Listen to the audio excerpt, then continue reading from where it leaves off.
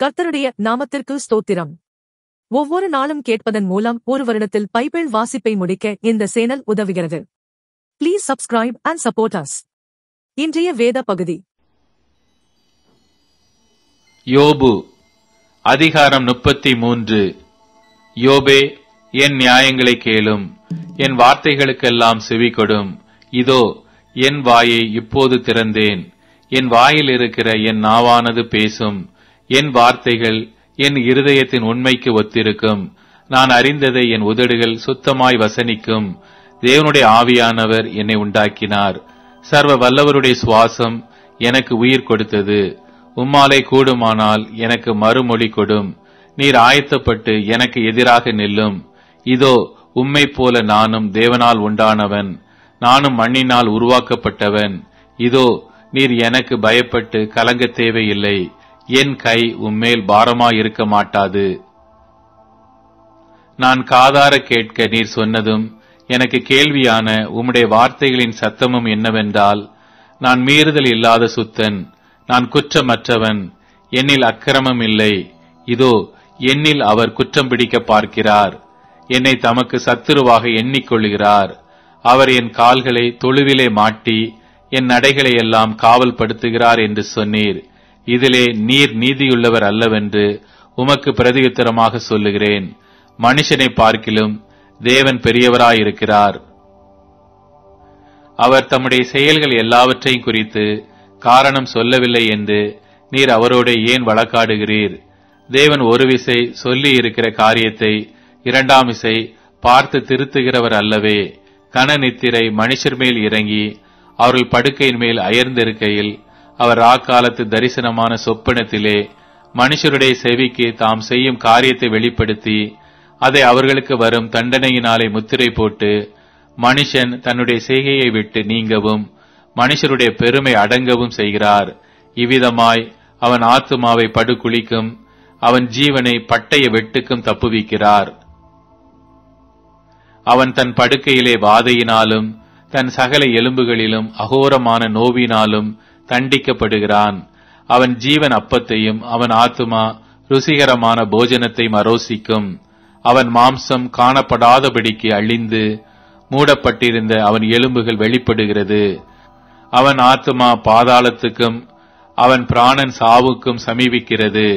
1000 ஒருவராகிய சாமாசி பண்ணுகிற தூதனானவர் மனுஷனுக்கு தம்முடைய நிதானத்தை அறிவிக்கும்படிக்கு அவனுக்கு அனுசாரியாயிருந்தாரேயாகில் அவர் அவனுக்கு இறங்கி அவன் படுகுழில் இறங்காதபடிக்கு நீர் அவனை ரட்சியும். மீட்கும் பொருளை நான் கண்டுபிடித்தேன் என்பார்.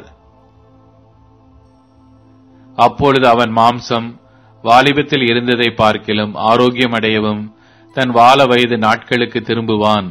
அவன் தேவனை நோக்கி விண்ணப்பம் பண்ணும்போது அவன் அவருடைய சமூகத்தை கம்பீரத்தோட பார்க்கும்படி அவர் அவன் மேல் பிரியமாகி அந்த மனுஷனுக்கு அவனுடைய நீதியின் பலனை கொடுப்பார். அவன் மனுஷரை நோக்கி பார்த்து, நான் பாவம் செய்து செம்மையானதை புரட்டினேன், அது எனக்கு பிரயோஜனமாயிருக்கவில்லை. என் ஆத்துமா படுகுழில் இறங்காதபடி அவர் அதை ரட்சிப்பார்.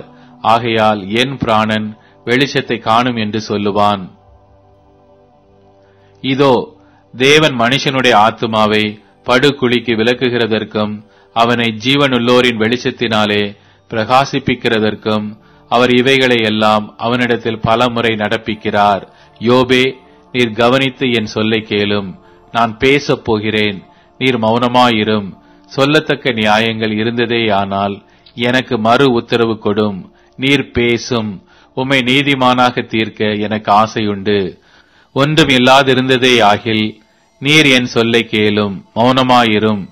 நான் உமக்கு ஞானத்தை உபதேசிப்பேன் என்றான்.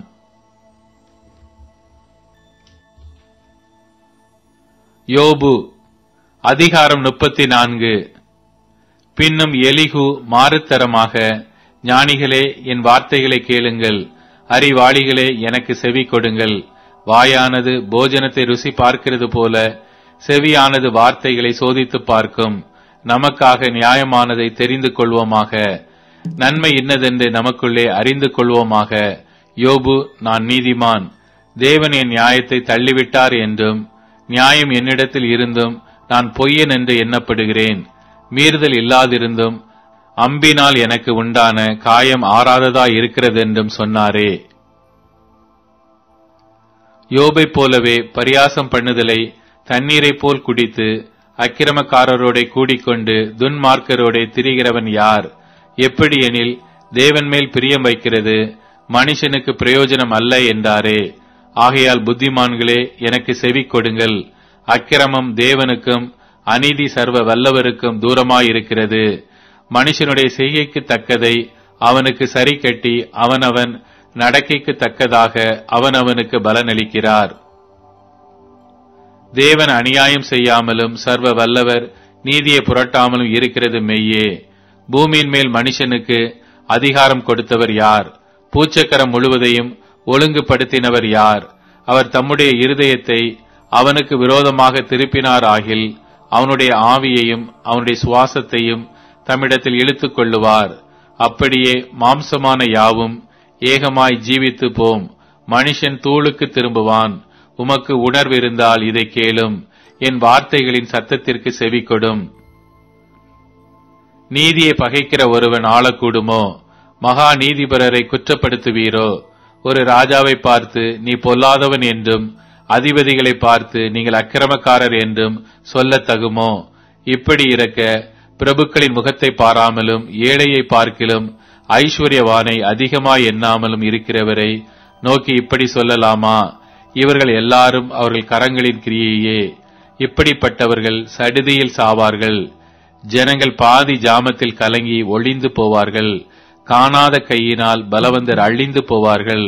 அவருடைய கண்கள் மனுஷருடைய வழிகளை நோக்கி இருக்கிறது. அவர்களுடைய நடைகளை எல்லாம் அவர் பார்க்கிறார். அக்கிரமக்காரர் ஒளித்துக் கொள்ளத்தக்க அந்தகாரமும் இல்லை, மரண இருளும் இல்லை. மனுஷன் தேவனோட வழக்காடும்படி அவர் அவன் மேல் மிஞ்சினதொன்றையும் சுமத்த மாட்டார். ஆராய்ந்து முடியாத நியாயமாய் அவர் வல்லமை உள்ளவர்களை நொறுக்கி வேறே மனுஷரை அவர்கள் ஸ்தானத்திலே நிறுத்துகிறார். அவர்கள் கிரியைகளை அவர் அறிந்தவர் ஆனபடியால் அவர்கள் நசுங்கி போகத்தக்கதாய் ராக்காலத்தில் அவர்களை கவிழ்த்து போடுகிறார். அவர்கள் அவரை விட்டு பின்வாங்கி அவருடைய எல்லா வழிகளையும் உணர்ந்து கொள்ளாமல் போனபடியினாலும் எளியவர்களின் கூக்குரல் அவரிடத்தில் சேரும்படி செய்ததினாலும் சிறுமையானவனுடைய கூக்குரலை கேட்கிற அவர் எல்லாரும் பார்க்கும்படி அவர்களை துன்மார்க்கர் என்று அடிக்கிறார். மாயக்காரன் ஆளாதபடிக்கும் ஜனங்கள் சிக்கிக் கொள்ளப்படாதபடிக்கும் ஒரு ஜனத்துக்கானாலும் ஒரு மனுஷனுக்கானாலும் அவர் சமாதானத்தை அருளினால் யார் கலங்க பண்ணுவான்? அவர் தமது முகத்தை மறைத்தால் அவரை காண்கிறவன் யார்? நான் தண்டிக்கப்பட்டேன், நான் இனி பாவம் செய்ய மாட்டேன். நான் காணாத காரியத்தை நீர் எனக்கு போதியும். நான் அநியாயம் பண்ணினேன், ஆனால் நான் இனி அப்படி செய்வதில்லை என்று தேவனை நோக்கி சொல்லத் தகுமே. நீர் அப்படி செய்ய மாட்டோம் என்கிறபடியினால் உம்மோடு இருக்கிறவர்களில் ஒருவனை உமக்கு பதிலாக அதை செய்ய சொல்வீரோ? நான் அல்ல, நீரே தெரிந்து கொள்ள வேண்டும். அல்லவென்றால் நீர் அறிந்திருக்கிறதை சொல்லும். யோபு அறிவில்லாமல் பேசினார். அவர் வார்த்தைகள் ஞானமுள்ளவைகள் அல்லவென்று புத்தியுள்ள மனுஷர் என் பட்சமாய் பேசுவார்கள். ஞானமுள்ள மனுஷனும் எனக்கு செவி கொடுப்பான். அக்கிரமக்காரர் சொன்ன மறு உத்தரவுகளின் நிமித்தம் யோபு முற்ற முடிய சோதிக்கப்பட வேண்டியதே என் அபேட்சை. தம்முடைய பாவத்தோடே மீறுதலை கூட்டினார். அவர் எங்களுக்குள்ளே கை கொட்டி தேவனுக்கு விரோதமாய் தம்முடைய வார்த்தைகளை மிகுதியாக வசனித்தார் என்றான். அப்போஸ்தலருடைய நடபடிகள் அதிகாரம் 21. நாங்கள் அவர்களை விட்டு பிரிந்து துறை பெயர்ந்த பின்பு நேராயோடி கோஸ் தீவையும் மறுநாளில் ரோது தீவையும் சேர்ந்து அவ்விடம் விட்டு பத்தாரா பட்டணத்துக்கு வந்து அங்கே பெனிக்கே தேசத்திற்கு போகிற ஒரு கப்பலை கண்டு அதிலே ஏறிப் போனோம். சீப்புரு தீவை கண்டு அதை இடது புறமாக விட்டு சீரியா நாட்டிற்கு ஓடி தீரு பட்டணத்துறையில் இறங்கினோம். அங்கே கப்பலின் சரக்குகளை இறக்க வேண்டியதாயிருந்தது. அவ்விடத்திலுள்ள சீஷரை கண்டுபிடித்து அங்கே 7 நாள் தங்கினோம். அவர்கள் பவுலை நோக்கி, நீர் எருசலேமுக்கு போக வேண்டாம் என்று ஆவியின் ஏவுதலினாலே சொன்னார்கள். அந்த நாட்கள் நிறைவேறின பின்பு நாங்கள் புறப்பட்டு போகையில் அவர்கள் எல்லாரும் மனைவிகளோடும் பிள்ளைகளோடும் கூட பட்டணத்திற்கு புறம்பே எங்களை வழி விட்டனுப்பும்படி வந்தார்கள். அப்பொழுது கடற்கரையிலே நாங்கள் முழங்கார்படியிட்டு ஜெபம் பண்ணினோம். ஒருவரிடத்தில் ஒருவர் உத்தரவு பெற்றுக்கொண்ட பின்பு நாங்கள் கப்பல் ஏறினோம். அவர்கள் தங்கள் வீடுகளுக்கு திரும்பி போனார்கள். நாங்கள் கப்பல் யாத்திரையை முடித்து தீரு பட்டணத்தை விட்டு பித்தோலோமாய் பட்டணத்துக்கு வந்து சகோதரரை வினவி அவர்களிடத்தில் ஒரு நாள் தங்கினோம். மறுநாளிலே பவுலை சேர்ந்தவர்களாகிய நாங்கள் புறப்பட்டு செசரியா பட்டணத்துக்கு வந்து 7 பேரில் ஒருவனாகிய பிலிப்பென்னும் சுவிசேஷகனுடைய வீட்டிலே பிரவேசித்து அவனிடத்தில் தங்கினோம். தீர்க்க தரிசனம் சொல்லுகிற கன்னி யாஸ்திரிகளாகிய 4 குமாரத்திகள் அவனுக்கு இருந்தார்கள். நாங்கள் அநேக நாள் அங்கே தங்கி இருக்கையில் அகபு என்னும் பேர் கொண்ட ஒரு தீர்க்கதரிசி யூதேயாவிலிருந்து வந்தான். அவன் எங்களிடத்தில் வந்து பவுலினுடைய கச்சையை எடுத்து தன் கைகளையும் கால்களையும் கட்டிக்கொண்டு, இந்த கச்சையை உடையவனை எருசலேமில் உள்ள யூதர் இவ்விதமாய் கட்டி புற ஜாதியார் கைகளில் ஒப்புக் கொடுப்பார்கள் என்று பரிசுத்த ஆவியானவர் சொல்லுகிறார் என்றான். இவைகளை நாங்கள் கேட்டபொழுது எருசலேமுக்கு போக வேண்டாம் என்று நாங்களும் அவ்விடத்தாரும் அவனை வேண்டிக் கொண்டோம். அதற்கு பவுல், நீங்கள் அழுது என் இருதயத்தை ஏன் உடைந்து போக பண்ணுகிறீர்கள்? எருசலேமில் நான் கர்த்தராகிய இயேசுவின் நாமத்திற்காக கட்டப்படுவதற்கு மாத்திரமல்ல, மரிப்பதற்கும் ஆயத்தமாய் இருக்கிறேன் என்றான். அவன் சம்மதியாதபடியினாலே கர்த்தருடைய சித்தம் ஆக கடவதென்று அமர்ந்திருந்தோம். அந்த நாட்களுக்கு பின்பு நாங்கள் பிரயாண சாமான்களை ஆயத்தம் பண்ணிக்கொண்டு எருசலேமுக்கு போனோம். செரியா பட்டணத்தில் உள்ள சீஷரில் சிலர் எங்களுடனே கூட வந்ததுமின்றி சீப்புரு தீவானாகிய மினாசோன் என்னும் ஒரு பழைய சீஷனிடத்திலே நாங்கள் தங்கும்படியாக அவனையும் தங்களோட கூட்டிக் கொண்டு வந்தார்கள். நாங்கள் எருசலேமுக்கு வந்தபோது சகோதரர் எங்களை சந்தோஷமாய் ஏற்றுக்கொண்டார்கள். மறுநாளிலே பவுல் எங்களை கூட்டிக் கொண்டு யாக்கோபினிடத்திற்கு போனான். மூப்பர் எல்லாரும் அங்கே கூடி வந்தார்கள். அவர்களை அவன் வினவி தன் ஊழியத்தினாலே தேவன் புற ஜாதிகளிடத்தில் செய்தவைகளை ஒவ்வொன்றாய் விவரித்து சொன்னான். அதை அவர்கள் கேட்டு கர்த்தரை மகிமைப்படுத்தினார்கள். பின்பு அவர்கள் அவனை நோக்கி, சகோதரனே, யூதர்களுக்குள் அநேகமாயிரம் பேர் விசுவாசிகளாய் இருக்கிறதை பார்க்கிறீரே. அவர்கள் எல்லாரும் நியாயப்பிரமாணத்துக்காக வைராக்கியமுள்ளவர்களாய் இருக்கிறார்கள். புற ஜாதிகளிடத்தில் இருக்கிற யூதரெல்லாம் தங்கள் பிள்ளைகளுக்கு விருத்த சேதனம் பண்ணவும் முறைமைகளின்படி நடக்கவும் வேண்டுவதில்லை என்று நீர் சொல்லி இவ்விதமாய் அவர்கள் மோசையை விட்டு பிரிந்து போகும்படி போதிக்கிறீர் என்று இவர்கள் உம்மை குறித்து கேள்விப்பட்டிருக்கிறார்கள். இப்பொழுது செய்ய வேண்டியது என்ன? நீர் வந்திருக்கிறீர் என்று இவர்கள் கேள்விப்பட்டு நிச்சயமாக கூட்டம் கூடுவார்கள். ஆகையால் நாங்கள் உமக்கு சொல்லுகிறபடி நீர் செய்ய வேண்டும். அதென்னவென்றால், பிரார்த்தனை பண்ணி கொண்டவர்களாகிய 4 பேர் எங்களிடத்தில் இருக்கிறார்கள். அவர்களை நீர் சேர்த்து கொண்டு அவர்களுடனே கூட சுத்திகரிப்பு செய்து கொண்டு அவர்கள் தலைச்சவரம் பண்ணி கொள்வதற்கு செல்லுமானதை செலவு செய்யும். அப்படி செய்தால் உம்மை குறித்து கேள்விப்பட்ட காரியங்கள் அபத்தம் என்றும் நீரும் நியாயப்பிரமாணத்தை கை கொண்டு நடக்கிறவர் என்றும் எல்லாரும் அறிந்து கொள்வார்கள். விசுவாசிகளான புற ஜாதியார் இப்படிப்பட்டவைகளை கை கொள்ளாமல் விக்கிரகங்களுக்கு படைத்ததற்கும் இரத்தத்திற்கும் நெருக்கொண்டு செத்ததற்கும் வேசித்தனத்திற்கும் விலகி இருக்க வேண்டும் என்று நாங்கள் தீர்மானம் பண்ணி அவர்களுக்கு எழுதி அனுப்பினோமே என்றார்கள். அப்பொழுது பவுல் அந்த மனுஷரை சேர்த்து கொண்டு மறுநாளிலே அவர்களுடனே கூட தானும் சுத்திகரிப்பு செய்து கொண்டு தேவ ஆலயத்தில் பிரவேசித்து அவர்களில் ஒவ்வொருவனுக்காக வேண்டிய பலி செலுத்தி தீருமளவும் சுத்திகரிப்பு நாட்களை நிறைவேற்றுவேன் என்று அறிவித்தான். அந்த 7 நாட்களும் நிறைவேறி வருகையில் ஆசியா நாட்டிலிருந்து வந்த யூதர்கள் அவனை தேவ ஆலயத்திலே கண்டு ஜனங்கள் எல்லாரையும் எடுத்துவிட்டு அவன் மேல் கை போட்டு, இஸ்ரவேலரே, உதவி செய்யுங்கள். நம்முடைய ஜனத்திற்கும் வேத பிரமாணத்திற்கும் இந்த ஸ்தலத்திற்கும் விரோதமாக எங்கும் எல்லாருக்கும் போதித்து வருகிறவன் இவன்தான். இந்த தேவாலயத்திற்குள்ளே கிரேக்கரையும் கூட்டிக் கொண்டு வந்து இந்த பரிசுத்த ஸ்தலத்தை தீட்டுப்படுத்தினான் என்று சத்தமிட்டார்கள். எபேசியனாகிய துரோப்பீமு என்பவன் முன்னே நகரத்தில் பவுலுடனே கூட இருக்கிறதை கண்டிருந்தபடியால் பவுல் அவனை தேவாலயத்தில் கூட்டிக் கொண்டு வந்திருப்பான் என்று நினைத்தார்கள். அப்பொழுது நகரம் முழுவதும் கலக்கமுற்றது. ஜனங்கள் கூட்டமாய் ஓடி வந்து பவுலை பிடித்து அவனை தேவாலயத்திற்கு புறம்பே இழுத்து கொண்டு போனார்கள். உடனே கதவுகள் பூட்டப்பட்டது.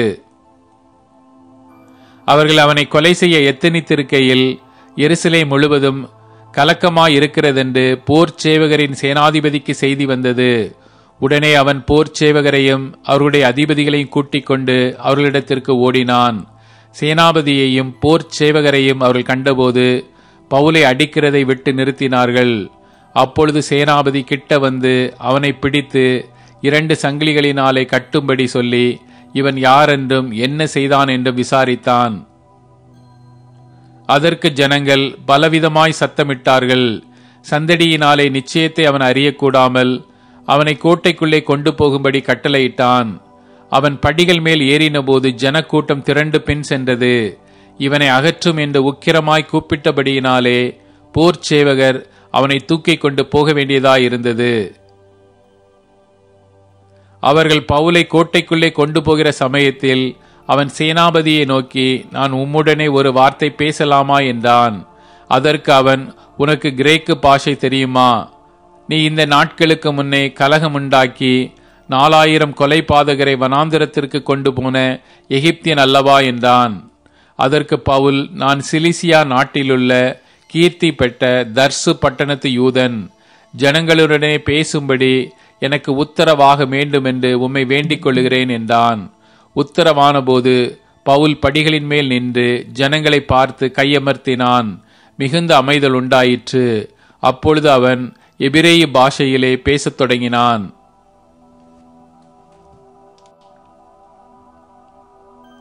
அப்போஸ்தலருடைய நடபடிகள் அதிகாரம் 22. சகோதரரே, பிதாக்களே, நான் இப்பொழுது உங்களுக்கு சொல்லப்போகிற நியாயங்களுக்கு செவி கொடுப்பீர்களாக என்றான். அவன் எபிரேய பாஷையிலே தங்களுடனே பேசுகிறதை அவர்கள் கேட்டபொழுது அதிக அமைதலாயிருந்தார்கள். அப்பொழுது அவன், நான் யூதன், சிலிசியா நாட்டிலுள்ள தர்சு பட்டணத்திலே பிறந்து இந்த நகரத்திலே கமாலியேலின் பாதத்தருகே வளர்ந்து முன்னோர்களுடைய வேத பிரமாணத்தின்படியே திட்டமாய் போதிக்கப்பட்டு இன்றைய தினம் நீங்கள் எல்லாரும் தேவனை குறித்து வைராக்கியம் உள்ளவர்களாய் இருக்கிறது போல நானும் வைராக்கியம் உள்ளவனாயிருந்தேன். நான் இந்த மார்க்கத்தாராகிய புருஷரையும் ஸ்திரீகளையும் கட்டி சிறைச்சாலைகளில் ஒப்புவித்து மரண பரியந்தம் துன்பப்படுத்தினேன். அதற்கு பிரதான ஆசாரியரும் மூப்பர் யாவரும் சாட்சி கொடுப்பார்கள். அவர்கள் கையிலே நான் சகோதரருக்கு நிருபங்களை வாங்கிக் கொண்டு தமஸ்குவில் இருக்கிறவர்களும் தண்டிக்கப்படும்படிக்கு அவர்களை கட்டி எருசலேமுக்கு கொண்டு வரும்படி அவ்விடத்திற்கு போனேன். அப்படி நான் பிரயாணப்பட்டு தமஸ்குவுக்கு சமீபமான போது மதியான வேளையிலே சடிதியாய் வானத்திலிருந்து பேரொளி உண்டாகி என்னை சுற்றி பிரகாசித்தது. நான் தரையிலே விழுந்தேன். அப்பொழுது, சவுலே, சவுலே, நீ என்னை ஏன் துன்பப்படுத்துகிறாய் என்று என்னுடனே சொல்லுகிற ஒரு சத்தத்தை கேட்டேன். நான், ஆண்டவரே, நீர் யார் என்றேன். அவர், நீ துன்பப்படுத்துகிற நசரேனாகிய இயேசு நானே என்றார். என்னுடனே கூட இருந்தவர்கள் வெளிச்சத்தை கண்டு பயமடைந்தார்கள். என்னுடனே பேசினவருடைய சத்தத்தையோ அவர்கள் கேட்கவில்லை. அப்பொழுது நான், ஆண்டவரே, நான் என்ன செய்ய வேண்டும் என்றேன். அதற்கு கர்த்தர், நீ எழுந்து தமஸ்குவுக்கு போ, நீ செய்யும்படி நியமிக்கப்பட்டதெல்லாம் அங்கே உனக்கு சொல்லப்படும் என்றார். அந்த ஒளியின் மகிமையினாலே நான் பார்வையற்று போனபடியினால் என்னோடு இருந்தவர்களால் கையிலாகு கொடுத்து வழி நடத்தப்பட்டு தமஸ்குவுக்கு வந்தேன். அப்பொழுது வேத பிரமாணத்தின்படியே பக்தியுள்ளவனும் அங்கே குடியிருக்கிற சகல யூதராலும் நல்லவன் என்று சாட்சி பெற்றவனுமாகிய அனனியா என்னும் ஒருவன் என்னிடத்தில் வந்து நின்று, சகோதரனாகிய சவுலே, பார்வை அடைவாயாக என்றான். அந்நேரமே நான் பார்வையடைந்து அவனை ஏறிட்டு பார்த்தேன்.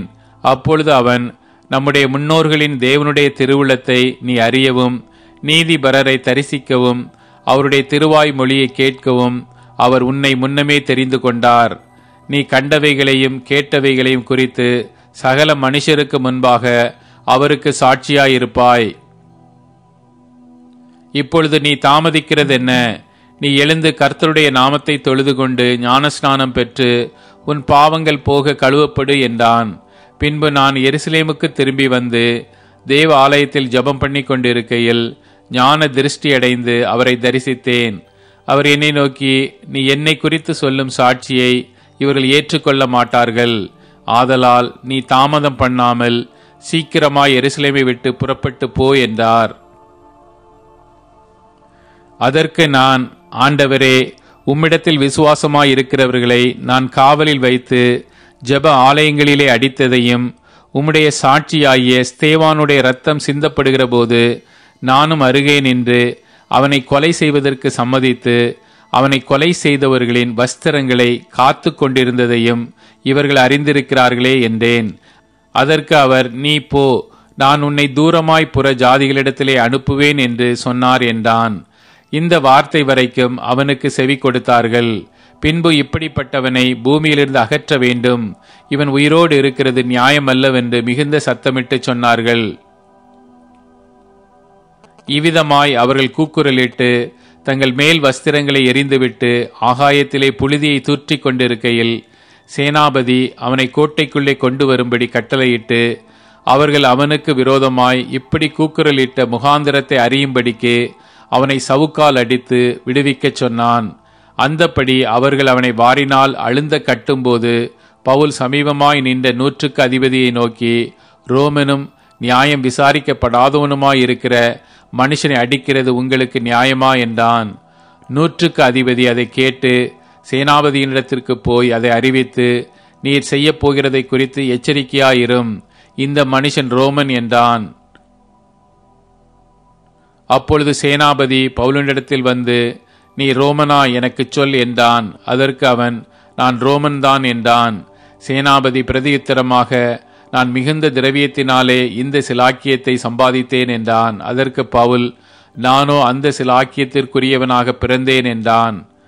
அவனை அடித்து விசாரிக்கும்படி எத்தனமாயிருந்தவர்கள் உடனே அவனை விட்டு விட்டார்கள். சேனாபதி அவன் ரோமன் என்று அறிந்து அவனை கட்டுவித்ததற்காக பயந்தான். பவுலின் மேல் யூதராலே ஏற்படுத்தப்பட்ட குற்றம் இன்னதென்று நிச்சயமாய் அறிய விரும்பி அவன் மறுநாளிலே அவனை கட்டவிழ்த்து பிரதான ஆசாரியரையும் ஆலோசனை சங்கத்தார் அனைவரையும் கூடி வரும்படி கட்டளையிட்டு அவனை கூட்டிக் கொண்டு போய் அவர்களுக்கு முன்பாக நிறுத்தினான்.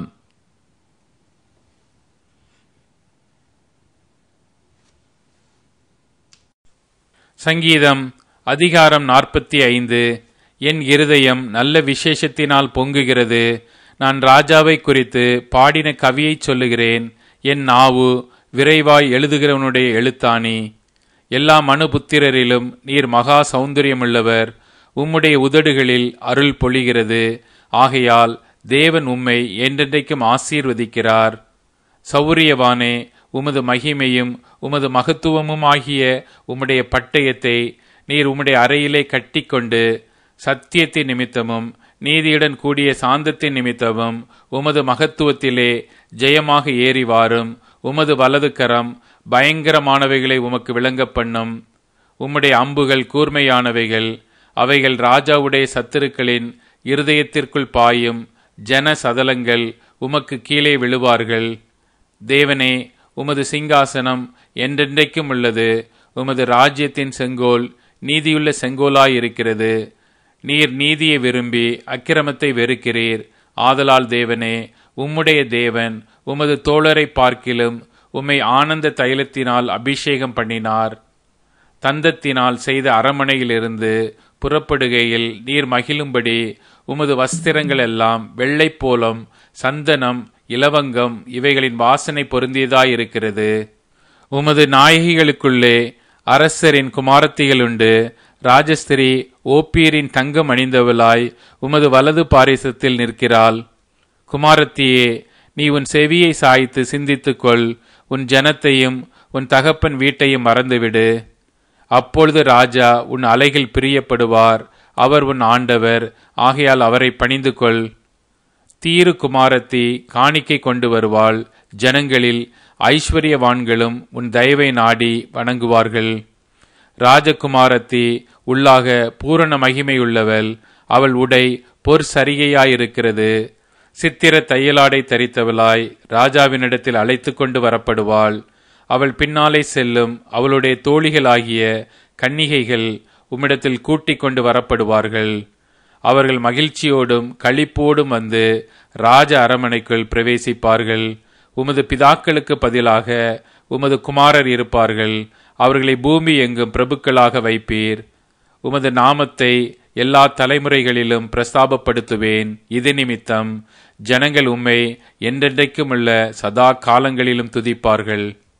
இப்போது டியூன், ஸ்பாட்டிஃபை, அமேசான் மியூசிக் மற்றும் யூடியூப் மியூசிக் ஆகியவற்றில் நமது பைபிள் 365 சேனல் கிடைக்கிறது. ஃபாலோ பண்ணுங்க.